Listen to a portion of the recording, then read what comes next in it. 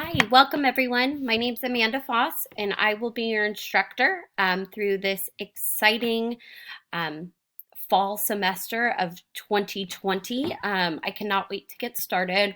I do apologize that we are going to be online and not in person, but I wanted you to at least see that you have an actual human instructor here, and I'm excited to get going with these classes. Each Every 2 weeks you will have a new module. So module 1 will cover weeks 1 and 2. Module 2 will cover weeks 3 and 4, so on and so forth.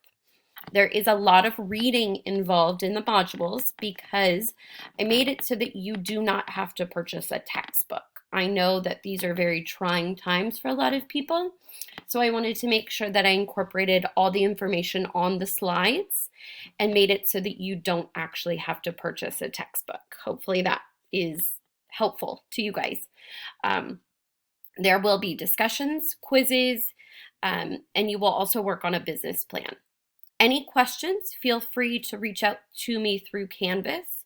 I do teach a lot online, so that is the easiest way to get a hold of me. I also have 2 children of my own, one in junior high, one is in 5th grade. So I am very active with their activities, even with all of this going on. So um, I will do my best to get back to you as quickly as I can.